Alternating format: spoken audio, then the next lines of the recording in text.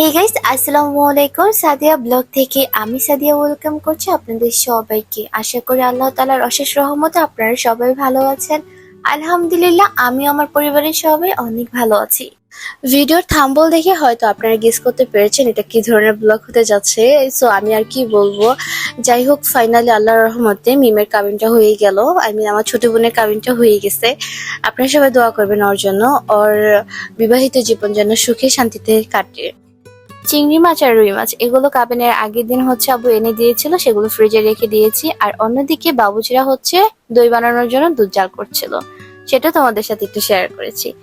এদিকে বিকাল হতে না হতেই মিম আমাকে বলছিল যে আপু আমার হাতে একটু মেহেদি পরিয়ে দাও। সো আমি ওর হাতে একটু মেহেদি পরিয়ে দিয়েছিলাম। গাইস, মেহেদির ডিজাইনটা কেমন হয়েছে তোমরা প্লিজ একটু কমেন্টে বলবে। আমার বোনের হাজবেন্ড যেহেতু বাহিরে থাকে, সেজন্য অনুষ্ঠানটা তত বেশি বড় বা জমজমাট হয়নি। 100 মানুষের আয়োজন করেছে, আর আমরা হলুদের আয়োজনটা ঘরেই করেছি। আপনাদের ভাইয়া অনেকদিন আগে আমাকে লাইট এনে দিয়েছিল, সেগুলো দিয়ে একটু লাইটিং করেছি। কিছু ফ্রুটস দিয়ে বিভিন্ন রকমের খাবার আইটেম বানিয়েছি, মিষ্টি দিয়ে একটা আইটেম বানিয়েছি, আর একটা কেক এনেছি। গাইস, আমি কিন্তু বউকে সাজিয়েছি। বউকে কেমন লাগছে সেটা তোমরা প্লিজ আমাকে একটু কমেন্টে বলে যাবে। আমি কিন্তু প্রফেশনাল মেকআপ আর্টিস্ট না, জাস্ট এভাবে বাসায় কোনো রকম একটু সাজাতে পারি। সো সেরকমই সিম্পল ভাবে একটু সাজিয়ে দিয়েছি। এদিকে আব্বু আর আম্মু মিমকে একটু গায়ে হলুদ দিয়ে শুরু করতেছে, কারণ বড়দের আশীর্বাদ অনেক বেশি দরকার, বিশেষ করে বাবা মার আশীর্বাদ, বাবা মার দোয়া সন্তানের জন্য অনেক বেশি দরকার। আর গাইস, এখানে আমার বোনের সাথে যে দুইটা বাচ্চা রয়েছে, সে দুইটা আমার এক কিউট বিয়ান আর এক কিউট বিয়ান। তারা কিন্তু মাশাআল্লাহ অনেক বেশি সুইট। আর এদিকে আমার এক আঙ্কেল বসে আছে, মিমের চাচা শ্বশুর, আর ওটা মিমের দেবর। আর এদিকে যে ছোট্ট বেবিটা ছিল বিয়াই, উনি কিন্তু মাশাআল্লাহ অনেক বেশি পরিমাণে দুষ্টু। বিয়ে বাড়িতে নাচ গান হবে কমন বিষয়, তো একটু নাচানাচি তো দেখাই যেতে পারে।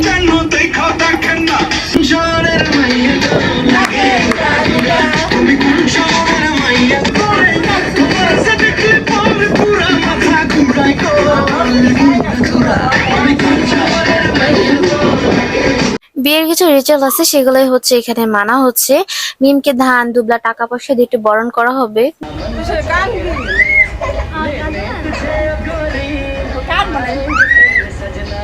কেমন ভালো না কি আমার এদিন পুরো এলো, এই দিন হয়ে এলো।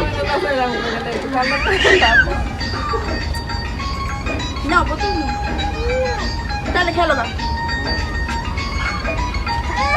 একটু হলুদ ছোঁয়া দাও। হলুদ আনেনি, আরে হলুদ দিলি না, সই করে হলুদ ভালো করে একটু দে। মুখ দিস না, হলুদ দিস না, কালো যে মুখ। থাক থাক থাক, একটু দে, একটু দে, একটু দে, একটু সুন্দর করে একটু দে, একটু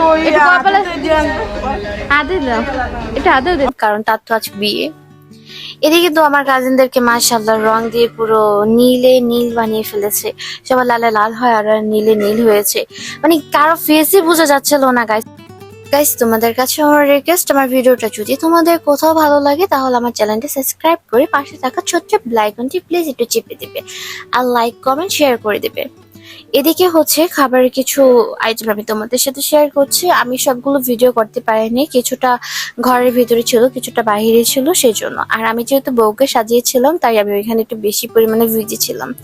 গাইস, বউকে কেমন লাগছে সেটাও কিন্তু তোমরা একটু জানিয়ে দিবে। এদিকে মুরব্বীরা সবাই একসাথে বসে ওদের বিয়ের কাজটা সম্পূর্ণ করতেছে। আর আমার ছোট বোনের হাজবেন্ড যেহেতু প্রবাসী, তাই ওদের বিয়ের কাজটা ফোনের মাধ্যমে কমপ্লিট করতে হচ্ছে। আলহামদুলিল্লাহ, সকল মুরব্বীদের সামনে বিয়ের কাজ এদিকে ছেলের পক্ষ থেকে পুরোপুরি সম্পন্ন হয়ে গেছে।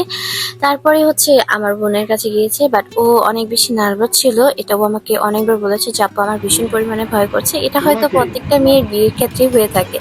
আমার বিয়ের সময় আমি আর একটু নার্ভাসনেস ফিল করেছিলাম। আমার ছোট বোন কিন্তু বউর সাথে মাশাআল্লাহ খুব বেশি কিউট লাগছিল। আমার ছোট বোন কবুল বলার আগে বা আলহামদুলিল্লাহ বলার আগে চারিদিকে তাকাচ্ছে, সবার মুখের দিকে তাকাচ্ছে, কি বলবে ও অ্যাকচুয়ালি বুঝতে পারছিল না। এটা অনেক মেয়েদের ক্ষেত্রে হয়, আমার ক্ষেত্রে হয়েছে, যেমন একটু আগে বললাম। আপনাদের সাথে একটু কষ্টের বিষয় শেয়ার করি, সেটা আমার ভিডিও ম্যান বলেন, আমার খাবার রিভিউ বলেন, সবকিছু কিন্তু আমার এই বোনই করতো। বা একটা ভিডিওতে ভয়েস দিব, এর আগে মিম আমার মেয়েটাকে একটু নিয়ে দূরে চলে যেত, আমি মন থেকে ওদের জন্য দোয়া করি, আপনারাও সবাই মন থেকে ওদের জন্য দোয়া করবেন। আলহামদুলিল্লাহ ওদের বিয়ে সম্পূর্ণভাবে সুন্দরভাবে হয়ে গেছে। গাইস মিম তো এদিকে প্রচুর পরিমাণে কান্নাকাটি করতেছিল, ওর নাকি অনেক কষ্ট হচ্ছিল। এটি কি স্বাভাবিক, বিয়ের পর মেয়েদের কষ্ট হবে, তারপরও সবকিছু ছেড়ে শ্বশুর বাড়ি যেতে হবে। আর আমার ব্লগটা এখানে শেষ করছি, সবাই ভালো থাকবেন, আল্লাহ হাফিজ।